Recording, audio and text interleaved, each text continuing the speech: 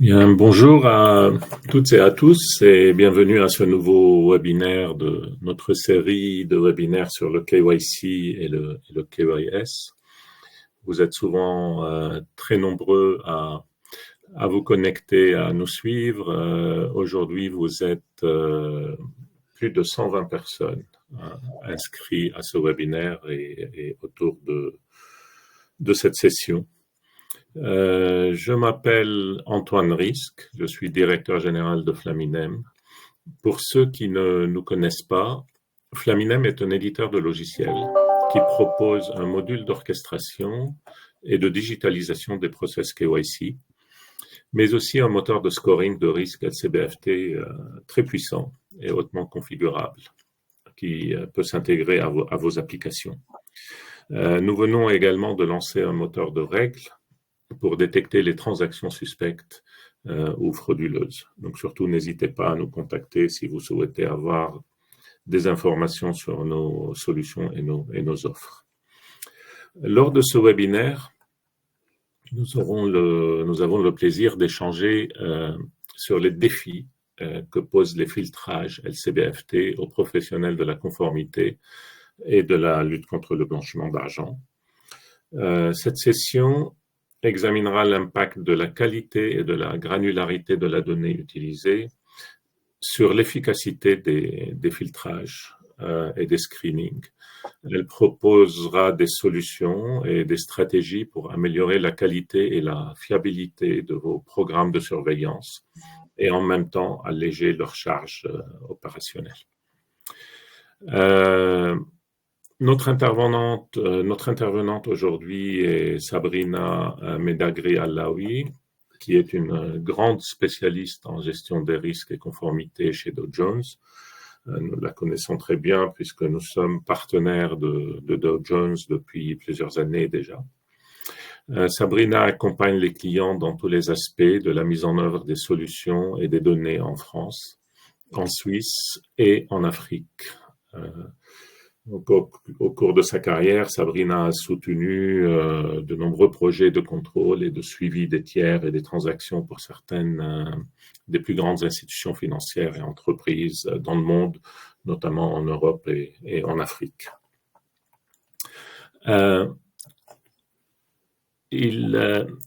L'intervention se déroulera sans interruption. On vous prie tout simplement pour vos questions de les saisir dans l'onglet questions prévu à cet effet en bas de votre page. Donc, il y a un onglet questions. Saisissez vos questions et on se fera un grand plaisir d'y répondre à la fin de l'intervention de Sabrina. Sabrina, à toi la parole. Bonjour à tous. Merci d'être présent aujourd'hui pour ce webinaire sur le thème LCBFT et corruption, comment surmonter les défis de la qualité des données de screening. Aujourd'hui, nous allons ensemble explorer l'importance de la qualité des données dans les programmes de lutte contre le blanchiment et le financement du terrorisme, ainsi que les défis en découlant et les stratégies pour les surmonter. Donc, force est de constater que maintenir des protocoles robustes de lutte contre le blanchiment d'argent n'est plus une option aujourd'hui, mais une obligation cruciale. Et les institutions, qu'elles soient financières, publiques ou les entreprises, subissent une surveillance constante qui ne va qu'en s'accroissant de la part des régulateurs. Donc, elles sont tenues de prévenir les activités financières illicites ou la facilitation de ces dernières, qui peuvent non seulement les exposer à des amendes, ainsi qu'à d'autres types de sanctions, mais aussi nuire à leur réputation.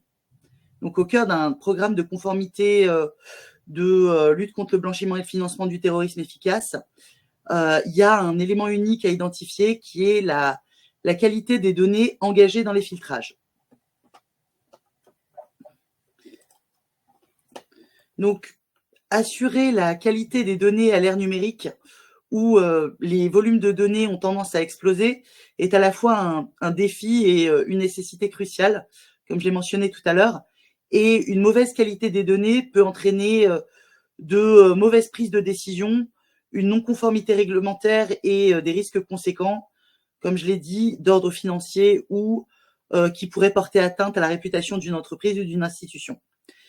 Une mauvaise qualité de données peut entraîner, par exemple, une très forte augmentation des faux positifs, parce que les systèmes de screening peuvent générer un grand nombre de fausses alertes en augmentant la charge de travail des équipes de conformité.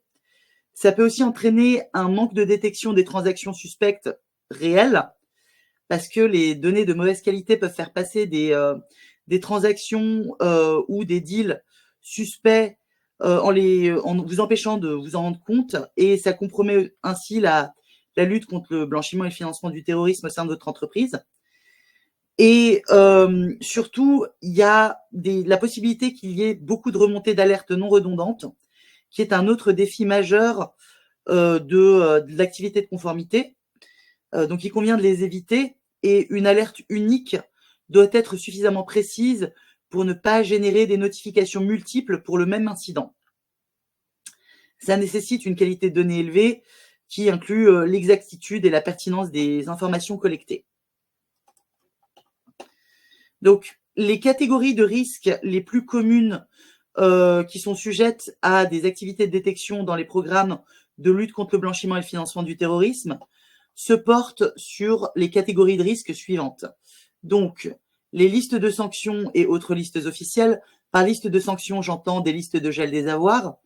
Et les autres listes officielles peuvent être des listes émises par des banques centrales, par des organismes de police, par Interpol, par le FBI, etc., etc.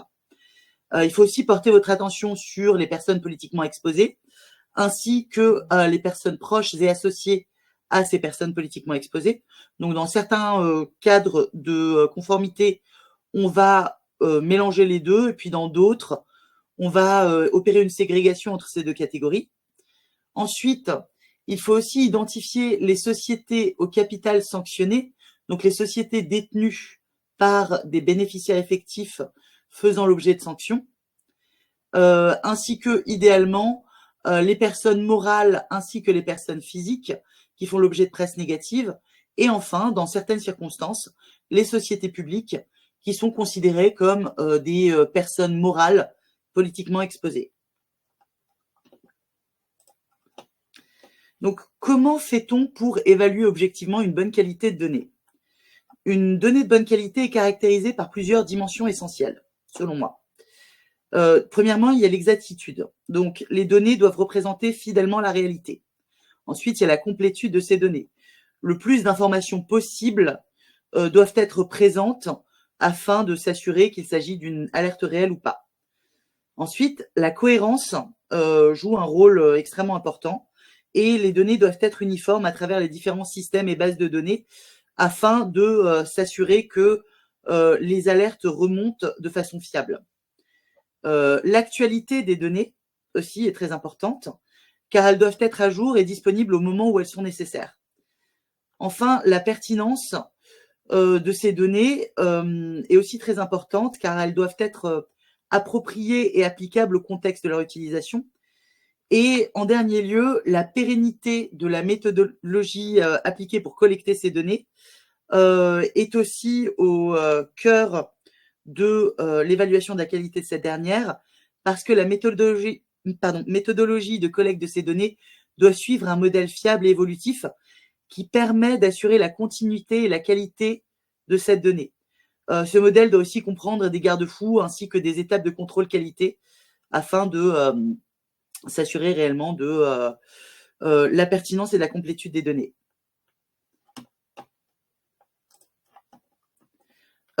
Quels sont les défis représentés par la collecte des données de filtrage? Donc, la qualité des données de screening est souvent compromise par plusieurs facteurs. Des données peuvent être incomplètes ou erronées. Donc, les informations incomplètes ou incorrectes peuvent entraîner des pics de faux positifs ou de faux négatifs qui compromettent de façon considérable l'efficacité d'une activité de screening.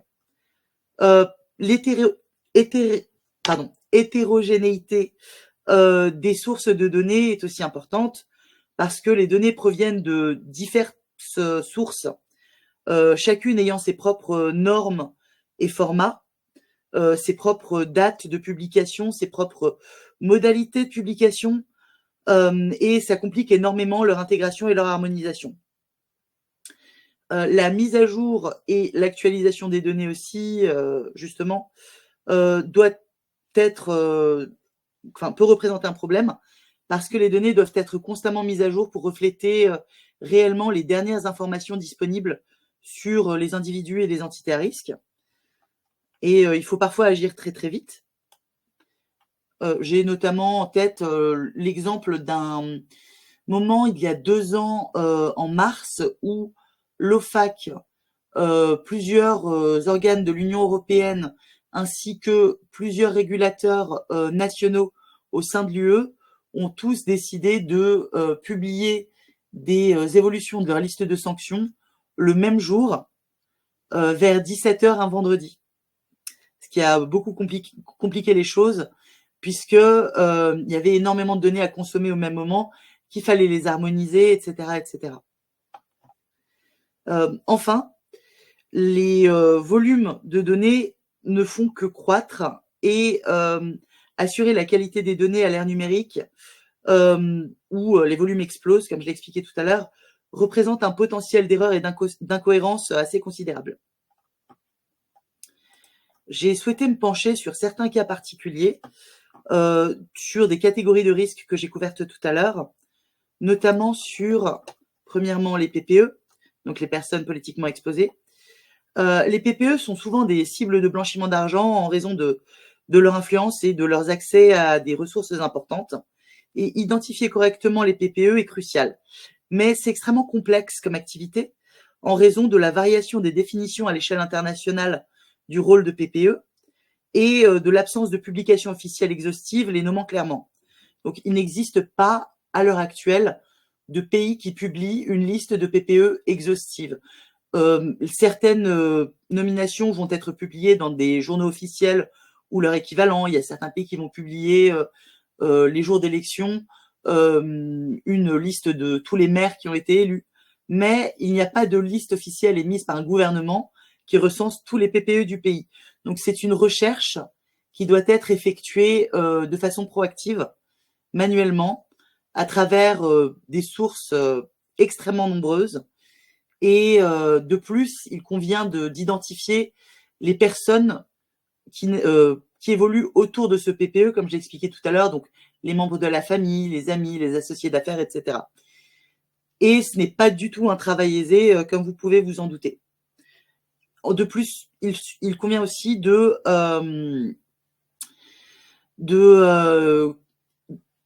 permettre aux personnes utilisant de la donnée PPE d'avoir suffisamment d'informations pour pouvoir s'assurer qu'il s'agit de la bonne personne. Le prochain cas particulier,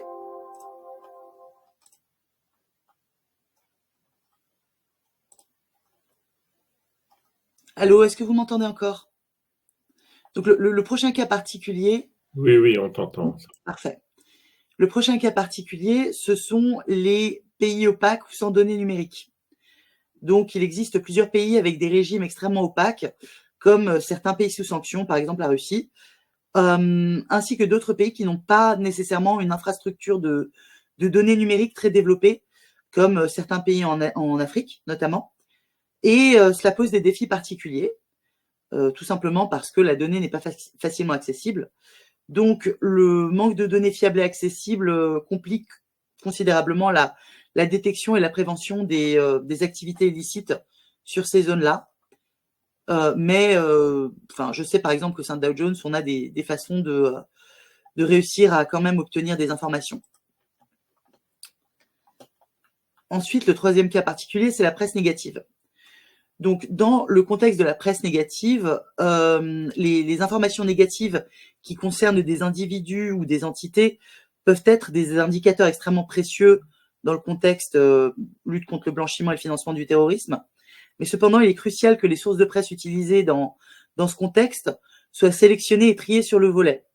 Ça garantit entre autres que les articles sources restent disponibles en cas d'audit et que les sources soient de bonne qualité, en excluant ainsi toute rumeur ou allégation non fondée.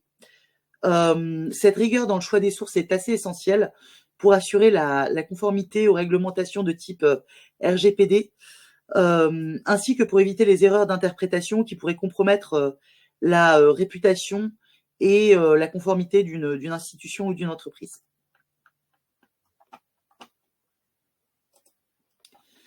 Donc, comment s'assurer un filtrage optimal? J'ai beaucoup parlé de la donnée qu'on utilisait pour identifier les risques, mais je voulais tout de même faire un petit passage sur la donnée côté client, donc votre donnée à vous, qui revêt une importance assez cruciale dans le contexte du filtrage, car elle permet de mieux comprendre vos clients et de détecter les activités suspectes. Donc, cette collecte de données nécessite une forme de standardisation et vous pouvez garantir une approche cohérente dans vos processus de filtrage et renforcer votre capacité à identifier les risques potentiels et à assurer une conformité réglementaire efficace en appliquant des processus de collecte de données clairs et aussi en appliquant des contrôles de qualité efficaces. Donc, par exemple, il convient de s'assurer de collecter les deuxièmes prénoms, les dates de naissance, les nationalités, les genres des personnes que vous souhaitez filtrer, les noms d'épouses, les noms de jeunes filles, etc., etc. En adoptant des stratégies de standardisation et d'automatisation, de formation aussi du personnel et de collaboration au sein de vos institutions et entreprises, vous aurez un impact significatif pour améliorer l'efficacité de vos programmes de surveillance. Donc, je parlais tout à l'heure de standardisation des données, qu'on vient d'adopter des normes communes pour la collecte et le formatage de données. Pour les best practices, il convient d'avoir des guides de best practices clairs pour la collecte et la mise à jour de ces dernières. Et enfin, d'avoir une équipe de contrôle qualité qui opère de façon régulière des contrôles sur la qualité de la donnée.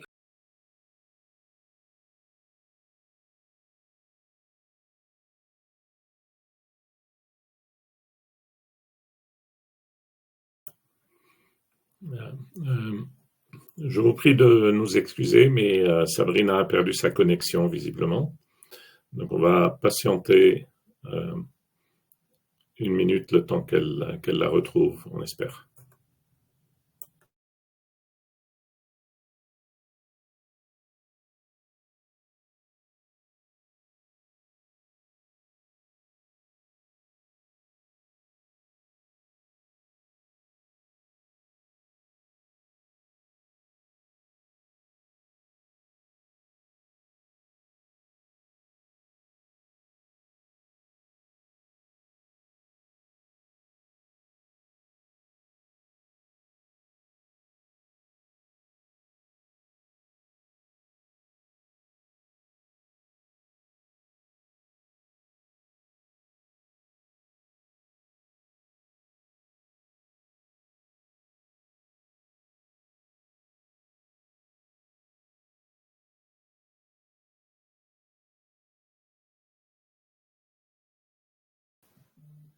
Est-ce que vous m'entendez?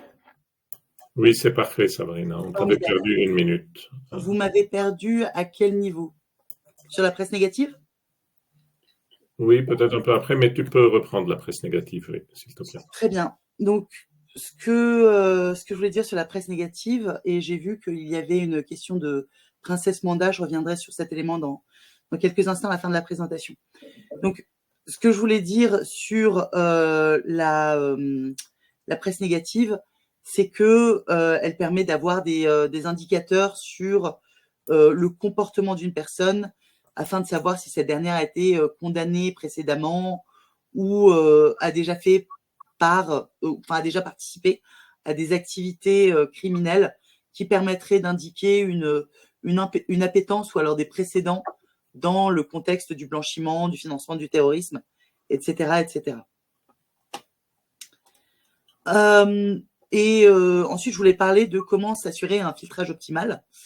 Donc, ce que j'avais commencé à dire, c'est que non seulement la donnée utilisée pour filtrer est importante, mais la donnée que vous y comparez, donc la donnée que vous collectez sur vos tiers et vos clients, revêt aussi une importance cruciale, car elle vous permet de mieux comprendre vos clients et de détecter les activités suspectes.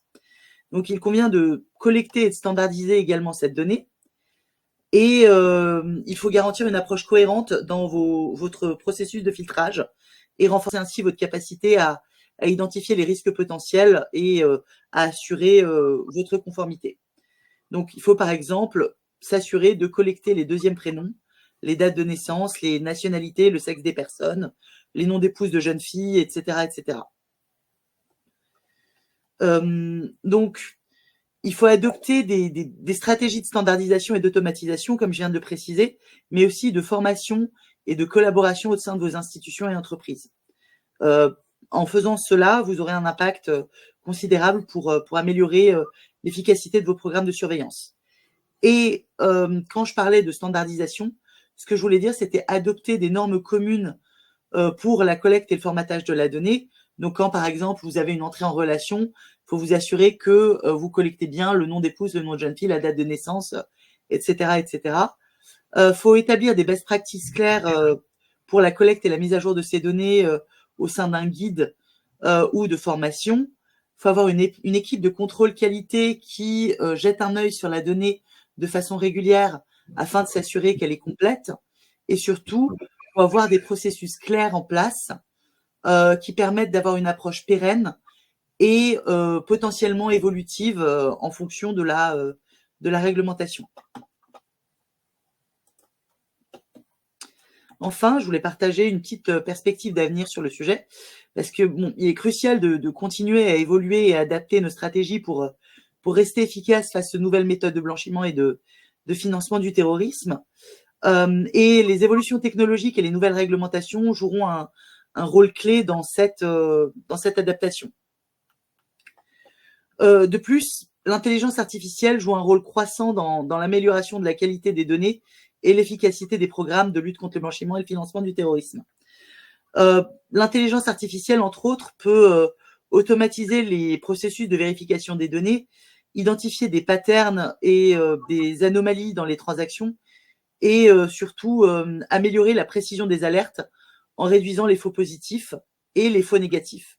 Cependant, l'IA nécessite des volumes importants de données de qualité pour être efficace. Donc, on ne peut pas se permettre de mettre en place une IA sans l'alimenter correctement pour qu'elle puisse fonctionner. Voilà. Donc, c'est à peu près tous les éléments que j'avais à partager aujourd'hui. Je vous remercie pour votre attention et je vais maintenant répondre aux questions une par une. Ok, merci Sabrina pour ce survol assez complet d'une problématique très complexe. Je vais lire les questions en commençant par les questions qui ont été posées dans l'onglet questions, puis je passerai aux questions qui ont été posées dans l'onglet chat. Donc, dans l'onglet questions, il y a quelqu'un qui nous dit il y a un projet de listes européennes de PPE et en France aussi, n'est-ce pas? Absolument. As-tu des détails là-dessus, Sabrina? C'est ce projet, est-ce que... Alors, je peux vous parler de notre approche chez Dow Jones, c'est de l'approche assez commune en général, puisqu'il n'y a pas de liste nominative de PPE. Chez Dow Jones, entre autres, en fait, il existe plusieurs fournisseurs de données qui, de façon proactive, collectent ces informations.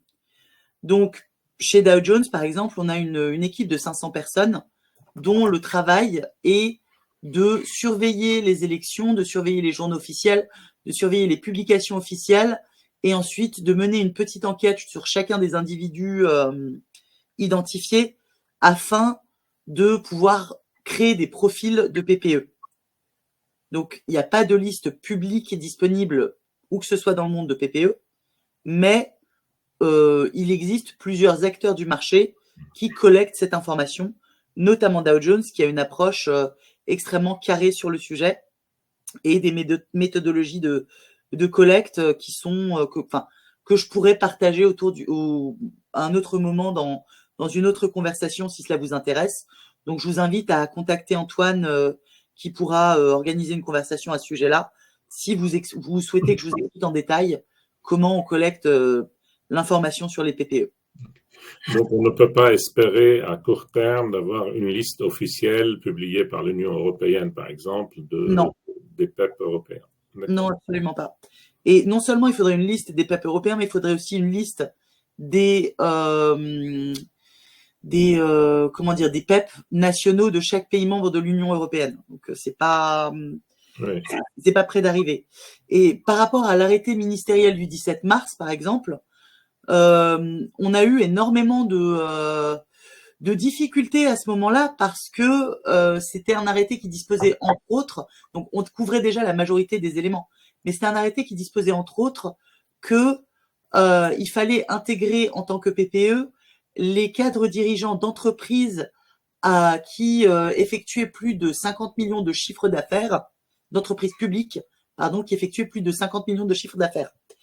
Or, il n'existe pas de liste de ces entreprises. Donc, il a fallu identifier les entreprises, puis identifier les cadres dirigeants de ces entreprises, ce qui n'a pas été une tâche facile, puisque ce sont des personnes nommées et non pas des personnes élues. Et par conséquent, il n'y a pas de publication dans la presse, ils font pas campagne. Donc, ça a été très compliqué, mais on a réussi à le faire. Mmh. Je me permets juste de dire, on a pas mal de pays africains qui nous écoutent. Sabrina, comment on fait en Afrique, en fait? Est-ce qu'il y a des méthodologies différentes pour ça? Il y a une méthodologie adaptée à chaque pays que Dow Jones couvre. Donc, sur l'Afrique, on va avoir des personnes qui parlent de façon native toutes les grandes langues du continent, qui sont originaires des pays qu'elle couvre. Nos chercheurs ont tous à minima un Master 2 et dans la plupart des cas un doctorat.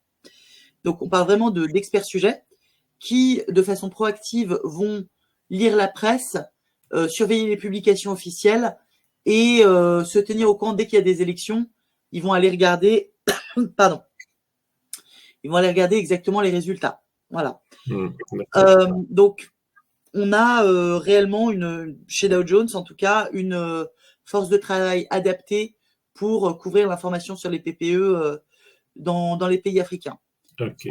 On a plusieurs autres questions. Alors, je vais les lire tout simplement. Alors, concernant le filtrage et l'identification des PEP, comment effectuer un filtrage effectif des dirigeants d'entreprises publiques selon les critères édictés par les textes de loi, structure capitalistique, chiffre d'affaires, intitulé de poste, etc. Comme je vous l'ai expliqué tout à l'heure, on a fait cette collecte pour vous. Et je pourrais vous montrer les résultats si vous le souhaitez. Pas aujourd'hui, évidemment, c'est pas le cadre de cette conversation, mais d'autant plus que le temps s'envole. Mais n'hésitez pas à contacter Antoine et je vous montrerai en détail les résultats de nos enquêtes. On a collecté toute cette information-là. D'accord. On fait la même personne en fait qui a posé la question fait notamment référence à l'arrêté du 17 mars que tu as mentionné. Donc, si tu peux donner quelques exemples de mécanismes existants sur la place et leur pourcentage estimé de couverture. Alors, les mécanismes existants sur la place, comme je vous l'ai dit, c'est un travail de fourmi où nos chercheurs, nos analystes vont aller vérifier une par une les entreprises publiques et aller collecter le plus d'informations possible sur leur chiffre d'affaires. Et derrière, va y avoir encore une fois un travail d'inspection de fourmis qui va permettre d'identifier les cadres dirigeants de ces entreprises. Donc, il n'y a pas d'automatisme magique en fait en la matière. Oui. Ça n'existe pas. Concernant le filtrage de l'adverse média, comment parvenez-vous à surmonter les problématiques de paywall et de souscription fréquemment rencontrées avec les principaux médias? Alors, justement, ça, c'est une des grandes forces de Dow Jones. On a un autre outil qui s'appelle Factiva. Et en fait, c'est un outil, c'est un répertoire de presse qui contient plusieurs dizaines de milliers de sources de presse partout dans le monde avec lesquelles on passe des accords de partenariat. Donc, on rachète l'intégralité de leur contenu et ainsi que les droits de stockage et de distribution de ce dernier. Donc, dès qu'on cite un article, on a accès à l'article source sur les serveurs de Dow Jones. Donc, on a des partenariats avec toutes les sources de presse les plus importantes de tous les pays du monde.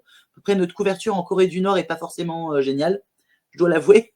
Mais dans la majorité des pays, on va avoir des accords avec les sources de presse et enfin les grandes, les principales, et ne pas aller sur le site du journal, mais ou du média, mais ils vont nous déverser directement leur contenu et on va l'intégrer sur notre plateforme. Donc, non seulement on a accès à tout, mais en plus, il n'y a pas de problème réglementaire de royalties à reverser puisqu'on les a payés pour vous. Ok, merci. Est-ce que chez Dow Jones, vous prenez en compte les noms des personnes citées, mais pas condamnées dans des affaires comme les Panama Papers? Alors, oui et non. On a une catégorie sur les Panama Papers. Si une personne a été arrêtée ou mise en examen dans ce contexte-là, on va les prendre en compte, mais on a aussi créé à part, étant donné que ce n'est pas une catégorie negative news classique, on a créé à part un dataset spécial pour les Panama Papers. D'accord. S'il n'existe pas de liste nominative de PEP, comment faites-vous pour remonter des alertes PEP sur Flaminem? Est-ce par le biais de filtrage métier basé sur l'arrêté ministériel du 17 mars? Alors là, côté Flaminem, nous on s'abonne au monitoring continu de Dow Jones qui nous remonte les alertes PEP. Maintenant, je laisse Sabrina parler de la... Et puis après, les alertes, on les met dans un workflow d'orchestration pour que l'utilisateur décide s'il veut les traiter ou non. Et puis après, s'ils doivent être traités, on recalcule automatiquement le score de risque en fonction de la nouvelle alerte. Mais alors, côté qualité de cette alerte, je vais laisser Sabrina nous dire comment il remonte les alertes. Alors, comme je vous l'ai expliqué tout à l'heure, on crée des profils uniques à partir d'un travail de fourmi pour créer des profils PEP et créer des listes nous-mêmes à partir des éléments qu'on a collectés manuellement. Oui. Et pour en revenir sur juste un point, parce que j'ai vu cette question, sur le fait qu'il y avait un projet de liste européenne de PPE et en France aussi, c'est pas vraiment un projet, c'est on va dire un concept qui est débattu, mais il n'y a pas de projet effectif de le faire. Tout simplement parce qu'ils n'ont pas trouvé de méthodologie pour le faire de façon générale et que l'interprétation des directives européennes dans chaque pays membre est différente. Donc du coup, il n'y a pas de définition PEP définitive, étant donné qu'il y a une directive européenne et qu'elle est appliquée nationalement dans chacun des pays membres de façon individuelle et que chacun est libre à son interprétation. Ils n'ont pas encore réussi à tout unifier et à tout coordonner. C'est pour ça que pour l'instant, ils parlent du concept, mais on n'est pas prêt de voir une liste officielle sortir. Et les pays n'arrivent pas à s'accorder. Oui. Alors, je passe aux questions qui ont été posées dans le chat. Donc, bonjour. Pourquoi la presse négative est-elle utilisée pour un PEP et autres personnes particulières dans le cadre de la détection des fraudes ou autres? Or, malheureusement, de nos jours, les fausses rumeurs sont fréquentes. Comment y remédier? Dans ce cas, il n'y a pas de risque accru de discrimination? Alors, c'est une excellente question. Et il y a effectivement des risques de discrimination, mais nous, on a pris le parti pour les personnes physiques de s'arrêter sur des éléments factuels. C'est pour ça que par rapport à la liste des Panama Papers, on a créé une liste séparée, qui n'est pas la liste Negative News. Donc sur les personnes physiques, on s'en tient à des personnes qui ont été arrêtées, condamnées ou mises en examen pour des crimes d'ordre financier. On est actuellement en train d'étendre un petit peu cette couverture quand il s'agit d'un PPE. Donc s'il s'agit d'un PPE qui est de la presse négative et qu'il y a une garde à vue, par exemple, on va prendre ça en compte. Mais, comme je vous l'ai dit, chez Dow Jones, on a décidé, pour éviter la discrimination, de s'en tenir au factuel, c'est-à-dire arrêter, condamner ou mise en examen. Je sais qu'il y a d'autres opérateurs sur le marché sur lequel j'exerce qui n'ont pas mis cette règle en place et qui ont dû faire face à des procès en discrimination. On n'a jamais eu ce problème chez Dow Jones, tout simplement parce qu'on s'en tient à des éléments extrêmement factuels et mesurables. Très bien. À quelle liste de sanctions vous adossez-vous pour identifier les risques liés à vos clients?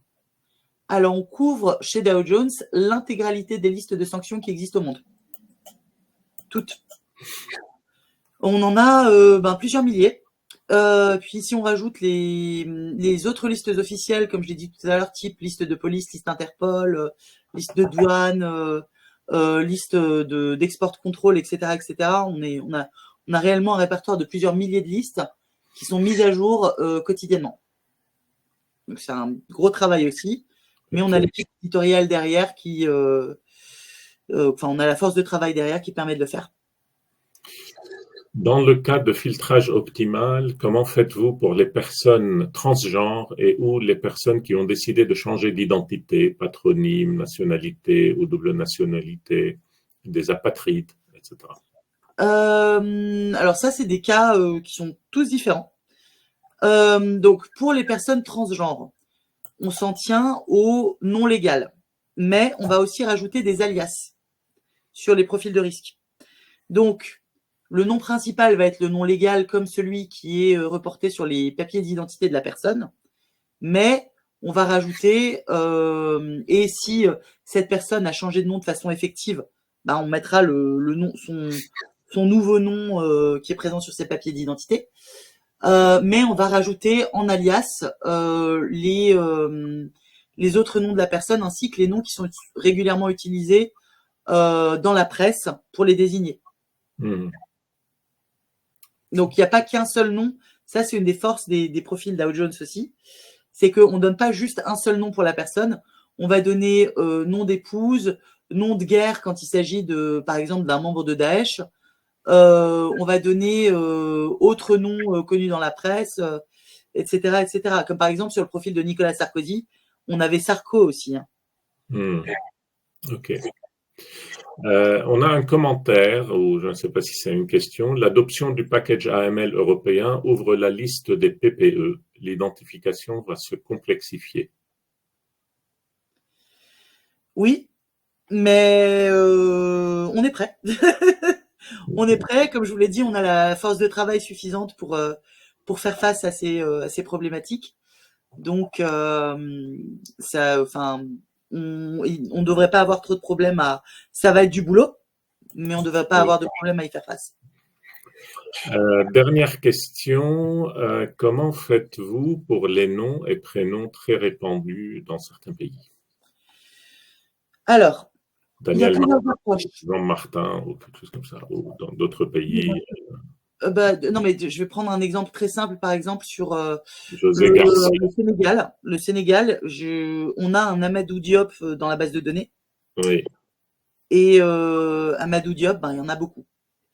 Donc, mais il faut savoir si celui qu'on cherche est bien, si la personne qu'on a en face est bien la personne flaguée comme à risque. Et dans ce contexte-là, on va utiliser les identifiants secondaires. C'est ce dont je parlais tout à l'heure. Donc, on va utiliser la date de naissance, le pays de nationalité. Si on n'a pas la date de naissance, on va mettre en place peut-être l'année de naissance ou l'âge à peu près de la personne. On va utiliser le sexe de la personne. Donc, si par exemple, vous avez une Dominique Strauss-Kahn de 74 ans qui est une dame, le filtrage automatisé va pas faire remonter l'alerte sur Monsieur Dominique Strauss-Kahn que vous connaissez tous. Voilà. Okay. Vos listes de filtrage sanctions incluent donc de manière exhaustive et en temps quasi réel les listes internationales, OFAC, FBI, et locales aussi, JORF. Bien sûr. La liste du genre, oui, quand même. Non, on a, quand je dis qu'on a toutes les listes, on a vraiment toutes les listes. Donc, genre, OFAC, FBI, etc. Ah oui. Et ça c'est le basique. On va avoir, par exemple, je sais qu'il y a une liste de sanctions au Maroc sur des personnes terroristes. On va avoir la liste marocaine. On va avoir la liste des entités interdites d'exercer d'avoir une licence bancaire, pardon, de la African Development Bank, de la BAD. Donc oui, au niveau des listes, on va avoir l'intégralité des listes de sanctions qui existent au monde. Très bien. Sabrina, merci. Moi, j'ai une question qu'on me pose souvent. On me dit avant de choisir un fournisseur de données, est-ce qu'il y a une sorte est-ce qu'il y a des critères objectifs est-ce qu'il y a une sorte de scoring de qualité des fournisseurs de données qui se font par ailleurs, un peu comme les modèles de Gartner pour certains logiciels et autres? Non, pas à ma connaissance. Mais ce que je propose en général, c'est de demander en test des accès manuels chez tous les éditeurs qu'on a présélectionnés et de comparer et de faire des tests. En essayant de poser des cols aux outils de consultation manuelle des bases de données et de voir comment chacun se comporte. Ça fait vraiment les différences sont en général assez criantes. Très bien. Nous n'avons plus de questions. Donc, Sabrina, merci beaucoup. Merci à tous d'avoir assisté à cette session avec nous. Je vous rappelle deux choses. Donc, d'abord, si vous avez des questions à poser à Flaminem ou à Dow Jones, n'hésitez pas à m'écrire. Donc, antoine.risque@flaminem.com. Tout simplement. Donc, antoine.risque@flaminem.com. Et puis, certains d'entre vous vont me poser la question si vous aurez accès à la présentation. En fait, nous ne communiquons pas les présentations, donc les slides. Par contre, vous aurez accès au replay. Donc, aussitôt après la session, vous aurez un mail avec un lien vers le replay que vous pourrez aussi communiquer à qui vous le souhaitez dans votre entourage. Merci à vous tous et puis rendez-vous pour la prochaine session d'ici un mois. À bientôt. Au revoir.